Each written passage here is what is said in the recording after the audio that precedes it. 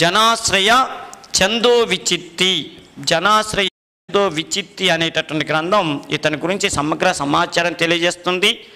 Next సంస్కృత భాషకి అగ్రతాంబూలం ఇచ్చినటువంటి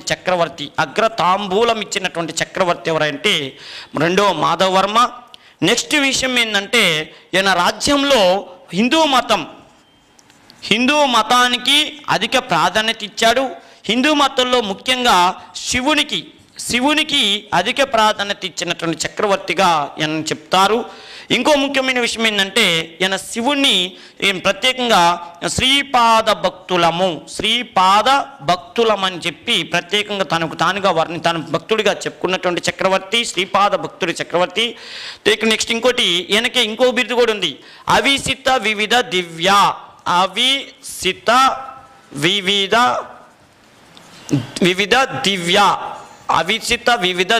అనేటటువంటి బిరుదు ఉంది. ఈయన బిరుదులు చూడండి 3, 4. అవిసిత వివిధ దివ్య అంటే సత్యాన్ని ఎవడన్నా తప్పు చేసిందని తెలిస్తే వాళ్ళకి ఫస్ట్ మరణ శిక్షలు ఇలాంటివి లేకుండా, తీర్పులు ఏం చెప్పకుండా దివ్య పరీక్షలు అంటే దేవాలయం ముందు జ్యోతిని పట్టుకొని నిలబడటము, లేకపోతే ఇంకేదన్నా పని చేయటం, అంటే దివ్య పరీక్షలు ప్రవేశపెట్టినటువంటి చక్రవర్తి. మనం సినిమాలో చూస్తుంటాం కదా, పెదరాయుడు పాపారాయుడు ఇలాంటి సినిమాల్లో చూసినట్టు దేవాలయాల ముందు, రచ్చబండల దగ్గర కానీ దేవాలయాల ముందు కానీ తప్పు మోపబడిన వ్యక్తి దగ్గర నుంచి వ్యక్తితో కొన్ని పరీక్షలు పెట్టి ఇచ్చేవాళ్ళు. వాటిని దివ్య పరీక్షలు అంటారు. ఎన్నో రకాల దివ్య పరీక్షలను ఆంధ్రదేశంలో ప్రవేశపెట్టిన చక్రవర్తి కావటం వల్ల ఇతనికి అవిసిత వివిధ దివ్యాలను ప్రవేశపెట్టాడు కాబట్టి ఈ పేరుందని ప్రత్యేకంగా గుర్తుపెట్టుకోండి. ఇంకో ముఖ్యమైన విషయం ఏంటంటే ఈయనకి శ్రీపాద భక్తులం అన్నారు. ఈయన అనగానే ప్రత్యేకంగా గుర్తొచ్చే ఊరు కీసరగుట్ట, నల్గొండ జిల్లా, రంగారెడ్డి జిల్లాలోని కీసరగుట్ట మనకు గుర్తుకొస్తుంది. చాలామంది చరిత్రకారులు అధ్యయనంలో ఒక గొప్ప విషయాన్ని అందరూ ఏకీభవించారు. అదేంటంటే కీసర అనేది ఏంటంటే వాళ్ళకి ఎక్కువగా ప్రాధాన్యత కలిగినటువంటి ఊరు. ఆ ప్రాధాన్యత కలిగిన కీసరగుట్ట వీళ్ళకి అధిక ప్రాధాన్యత కలిగిన ఊరుగా ఎలా అయిందంటే ఈయన కాలం నుంచి అయింది. ఎలా అంటే ఈయన ఏదైనా యుద్ధానికి వెళ్తేనంట ఈయనకి ఎన్నుకున్న గొప్పతనం ఏంటంటే ఈ విష్ణుకుండిన చక్రవర్తుల్లో రెండవ మాధవవర్మకు ఉన్నటువంటి గొప్పతనం ఏంటంటే ఈయన ఏదైనా యుద్ధానికి వెళ్ళిందనుకోండి, ఆ యుద్ధంలో విజయం సాధించగానే ఎమ్మటే వచ్చి ఒక శివలింగాన్ని ప్రతిష్ఠించేవాడు. లేకపోతేనేమో ఒక శివాలయాన్ని కట్టించేవాడు. శివలింగాన్ని ఎక్కువగా ప్రతిష్ఠించాడు. మీరు ఎప్పుడన్నా కీసరగుట్ట వెళ్ళండి, కీసరగుట్టలో పైన శివలింగాలు, ఇప్పుడు మనం ఏదన్నా శివాలయానికి వెళ్తే ఒకటే శివలింగం ఉంటుంది. ఆ అయ్యగారు ఆ శివలింగానికి పూజ చేస్తుంటాడు, మనం క్యూలో నిలబడి దర్శనానికి వెళ్తాం.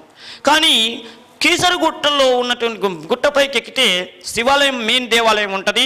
ఆ దేవాలయంలో అయ్యగారు పూజ చేస్తుంటాడు. ఒక గమ్మత్తైన విషయం ఏంటంటే ఆ గుట్టపై మొత్తం కూడా శివలింగాలు ఇట్లా ఇసిరేసినట్టుగా, వెదజల్లినట్టుగా అక్కడో శివలింగం ఇట్లా శివలింగాలు ఉంటాయి. ఆ శివలింగాలని ఈయనే ఏర్పాటు చేశాడని చరిత్రలో కొన్ని ఆధారాలు కూడా లభించినాయి. ఎందుకంటే ఎక్కడ పడితే అక్కడ ఈయన యుద్ధాలకు వెళ్ళేవాడు. శత్రువులను ఓడించడానికి యుద్ధానికి వెళ్ళినప్పుడు ప్రతి యుద్ధంలో విజయం సాధించేవాడు. విజయం సాధించబట్టే ఆయన గొప్ప చక్రవర్తి అయిండు.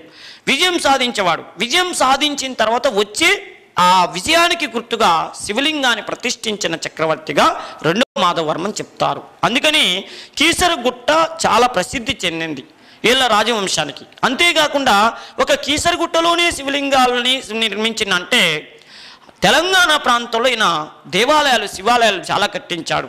నార్కెట్పల్లి, హైదరాబాద్ నుంచి వచ్చే దగ్గర నార్కెట్పల్లి దగ్గర జడల రామలింగేశ్వర స్వామి దేవాలయాన్ని ఈయనే కట్టించాడు. అదేవిధంగా ఆంధ్రాకి తెలంగాణకి బార్డర్గా ఉండేటటువంటి కృష్ణా బార్డర్ దగ్గర, కృష్ణా నది పక్కన ఓడపల్లి, అప్పట్లో మన ఆంధ్రదేశానికి ప్రసిద్ధి చెందిన ఓడరేవు కూడా అది, ఓడపల్లి అనే దగ్గర రామలింగేశ్వరాలయాన్ని ఇతడే కట్టించాడు. జడల రామలింగేశ్వరాలయం, ఎక్కువ రామలింగేశ్వరాలయాలు అనే దేవాలయాలు కట్టించిన చక్రవర్తిగా ఈయన చెప్తారు. ఇంకో ముఖ్యమైన విషయం ఏంటంటే ఈయన కీసరగుట్టని డెవలప్ చేయబట్టే కీసరా అనే పేరు మీదనే కేసరి అనే పదం వచ్చింది. ఆ కేసరి అంటే వాళ్ళ అర్థం ఏంటంటే పంజా ఎత్తిన సింహము. పంజా ఎత్తిన సింహం అని పేరు పెట్టారు. కేసరి అంటే సింహం. ఏ సింహం? పంజా ఎత్తిన సింహం అని పేరు పెట్టారు. అంటే మనకి మనం ఇక్ష్వాకుల కాలంలో చదువుతాం.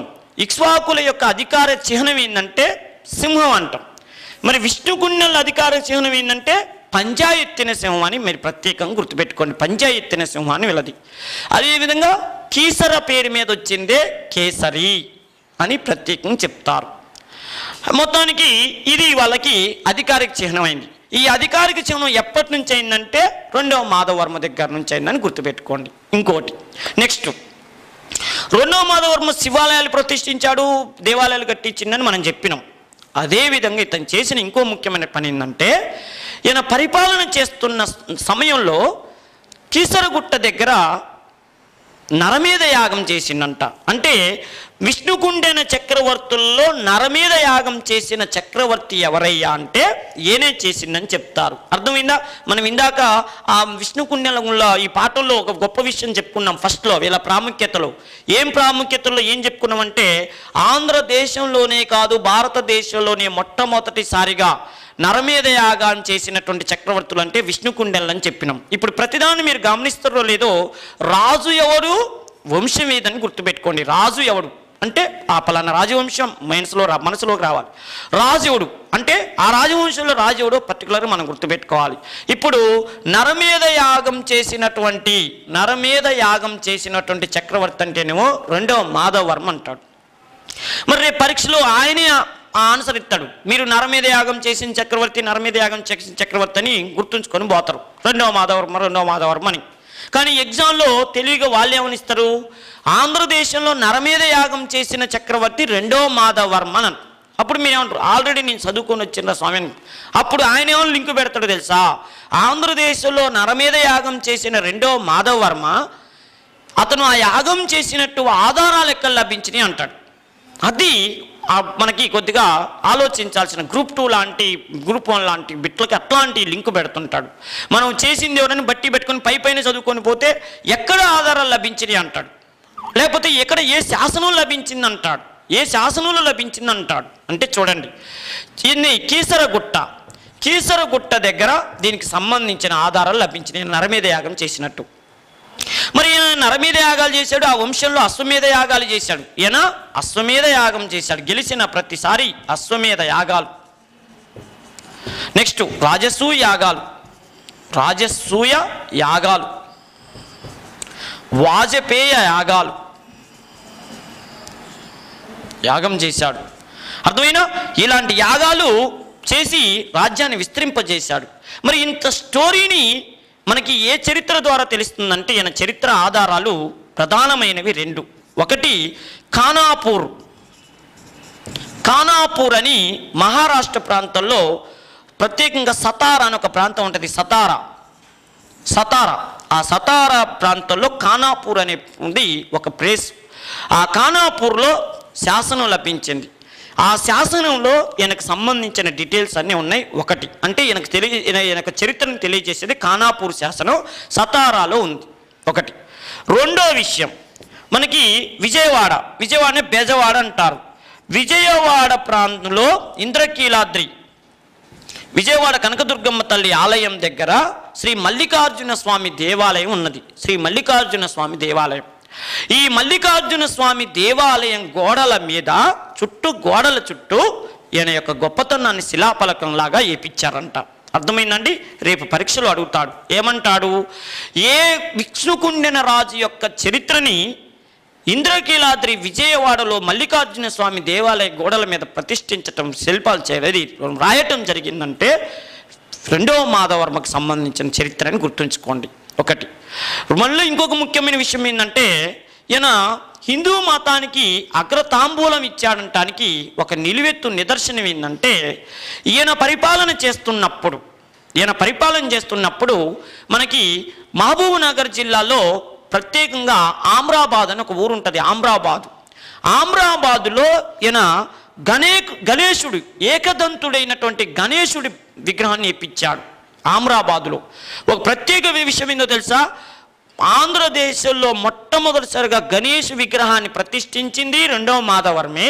అది ఎక్కడుందంటే అమరాబాదులో ఉంది. ఏకదంతుడి యొక్క విగ్రహం ప్రతిష్ఠించాడు మన రెండవ మాధవర్మ. అంటే మొత్తం హిందూమయం చేసి పడేస్తాడు. ఈయన విష్ణు భక్తుడు. ఈయన హిందూ మతానికి ఎక్కువ ప్రాధాన్యత ఇచ్చాడు. శివుడికి విష్ణువుకి ఎక్కువ ప్రాధాన్యత ఇచ్చాడంటానికి ఇంకొక నిదర్శనం ఏంటంటే, ఓ ముఖ్యమైనటువంటి విషయం, ఒక స్టోరీ చెప్తారు. ఈయన పరిపాలన చేస్తున్నప్పుడు అమరావతి అనే విషయం లేదా ఒకసారి గొడవైంది. అమరావతి విషయం పక్కన పెడితే ఉండవల్లి గుహలను ఉన్నాయి. ఉండవల్లి గుహలు ఎవరు తొలిపించారు? ఈ రాజవంశంలో 1వ మాధవర్మ తొలిపించాడు. ఉండవల్లి గుహలో 1వ మాధవర్మ తొలిపిస్తే గోవిందవర్మ ఇలా అభయం ఇస్తున్నట్టుగా ఓ పెద్దది నిలువెత్తువైనటువంటి గౌతమ్ బుద్ధుడి విగ్రహాన్ని ప్రతిష్ఠించాడు. అర్థమైందండి? ఉండవల్లి గుహని తొలిపించిందేమో 1వ మాధవర్మ, దానిలో నిలువెత్తు విగ్రహాన్ని ప్రతిష్ఠించింది ఏ విగ్రహాన్ని? గౌతమ్ బుద్ధుడి విగ్రహాన్ని ప్రతిష్ఠించిందేమో గోవిందవర్మ. అయితే ఆ గోవిందవర్మ ప్రతిష్ఠించిన విగ్రహం అలాగే ఉంది. అయితే గమ్మత్తు ఏంటంటే, 2వ మాధవర్మ పరిపాలన చేస్తున్న సమయంలో హిందూ మతం వాళ్ళకి బౌద్ధ మతం వాళ్ళకి గొడవ వచ్చింది. ఏం గొడవ వచ్చిందంటే, ఉండవల్లి గుహలు మాయంటారు ఈ హిందూ మతం వాళ్ళు, కాదు అవి మా బౌద్ధ మతం అంటారు బౌద్ధ సన్యాసులు. సేమ్ పరిస్థితి అమరావతి కూడా, అది మాదంటారు బౌద్ధ సన్యాసులు, అది మాదంటారు హిందువులు. ఎందుకు? అమరావతి స్తూపం ఉంది కాబట్టి అది మా బౌద్ధుల ప్రధానమైన కేంద్రం, మీ హిందూ మతం వాళ్ళకి ఏ సంబంధం లేదంటారు బౌద్ధ మతస్థులు. ఒరి పిచ్చోళ్ళారా, అమరావతి అనేది ఇంద్రుడు పరిపాలన చేసిన ఊరు. అది అమరేంద్రపురం. అది ఆ అమరుడు అంటే ఇంద్రుడు, ఆయన అమరులను అంటే దేవుళ్ళని పరిపాలన చేశాడు కాబట్టి ఇంద్రపురం అది మాదంటారు, మా హిందూ మతం ఆచారాల ప్రకారం అంటారు హిందువులు. ఇటు ఉండవల్లి గొడవ, అటు అమరావతి గొడవ, ఇద్దరు బాగా వాదన చేసుకుంటారు. చివరికి చక్రవర్తి దీనికి సమాధానం చెప్తాడని పోయి చక్రవర్తి దగ్గరికి పోతారు 2వ మాధవరం. అప్పుడు 2వ మాధవరం మనకి ఏం చేస్తారంటే, అమరావతి హిందువులదే, ఉండవల్లి గుహలు కూడా హిందువులదే, అసలు బౌద్ధ మతానికి వాళ్ళకి ఏ సంబంధం లేదని చెప్పి కరాఖండిగా చెప్పేశాడు. అంటే అంత పక్షపాతంగా హిందూ మతం మీద అభిమానంతో అవి హిందూ మత కేంద్రాలుగా ప్రకటించినటువంటి చక్రవర్తి ఎవరంటే 2వ మాధవర్మ. సేమ్ చూడండి, ఇక్ష్వాకు రాజవంశంలో చక్రవర్తి ఉంటాడు వీరపురుషదత్తుడు. ఆయన టైంలో చూడండి, అమరావతి విషయం మీద మళ్ళీ హిందూ మతం వాళ్ళు బౌద్ధ మతస్థులు గొడవ పెట్టుకుంటే, ఆయన బౌద్ధ మతస్థుడు కావటం వల్ల ఆ రాజు జగ్గేపేట, కృష్ణా జిల్లా జగ్గేపేటలో ఉంటే వీళ్ళు వెళ్ళి కలిస్తే ఉన్నాడు, అవి బౌద్ధ మతం వాళ్ళది, హిందూ మతానికి ఎలాంటి సంబంధం లేదని చెప్పి ఆ రోజు ఆయన బౌద్ధ మతస్థులకు అనుకూలంగా తీర్పిచ్చాడు. ఈరోజు 2వ మాధవర్మ హిందూ మతం వాళ్ళదని చెప్పాడు. ఆయన చెప్పటమే కాదు, ఈయన ఒక అడుగు ముందుకేశాడు. ఏం చేసిండో తెలుసా? ఉండవల్లిలో ఉన్నటువంటి నిలువెత్తు గౌతమ్ బుద్ధుడి విగ్రహాన్ని పడుకోబెట్టించి ఆశీర్వదిస్తున్నటువంటి గౌతమ్ బుద్ధుని విగ్రహాన్ని పవన పాన్పు మీద శయనిస్తున్న విష్ణుమూర్తి విగ్రహంగా మార్పించిండు. అర్థమైనా? విష్ణుమూర్తి విగ్రహంగా అనంత పద్మనాభ స్వామి విగ్రహం అంటారు. అనంత పద్మనాభ స్వామి విగ్రహంగా, అనంత పద్మనాభ స్వామి విగ్రహంగా మార్చినటువంటి ఉండవల్లి గుహని మాలో ఉన్నటువంటి ఆ విగ్రహాన్ని మార్పించినటువంటి వ్యక్తి ఎవరయ్యా అంటే 2వ మాధవర్మ. అంటే చూడండి, గౌతమ బుద్ధుడి రూపంలో ఉన్న విగ్రహాన్ని పడుకున్నటువంటి శయనిస్తున్నటువంటి చెయ్యి ఇలా పెట్టుకొని, ఇలా ఉన్నటువంటి చెయ్యిని ఇలా మార్పించి శయనిస్తున్నటువంటి అనంత పద్మనాభ స్వామి విగ్రహంగా పెట్టిందంటే హిందూ మతం మీద ఎంత ఆపేక్ష ఉండాలో దీన్ని బట్టి ఆలోచించండి. ఇది నేనంటం లేదు. ఈయన పరిపాలన కాలంలో కొద్ది అటు ఇటు మన ఆంధ్రదేశానికి 2 చైనా యాత్రికులు వచ్చారు. చాలా రోజుల తర్వాత చైనా యాత్రికులు వచ్చారు. వాళ్ళల్లో పాహియాన్ ఒకడు వచ్చాడు.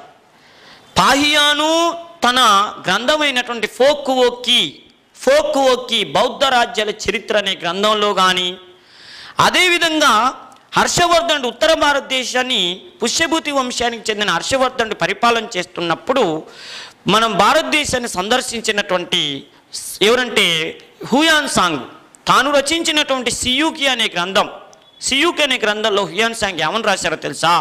ఫోక్ ఓకిలో పాహియాను, సియూకి అనే గ్రంథంలో హుయాన్ సాంగ్ రాసింది ఏంటంటే, భారతదేశం మొత్తం బౌద్ధ మత ఛాయలు కనపడుతున్నాయి, కానీ ఆంధ్రదేశంలో మాత్రం రెండవ మాధవవర్మ చేసిన ఘనకార్యాల వల్ల బౌద్ధం మొత్తం జీర్ణోద్ధారణ అంటే అసలు ఇక కనపడకుండా పోతుంది, అంతరించిపోతుందని చెప్పి వాళ్ళ గ్రంథాల్లో రాశారు. ఇది ప్రత్యేకంగా మీరు గమనించండి, ఓకేనా.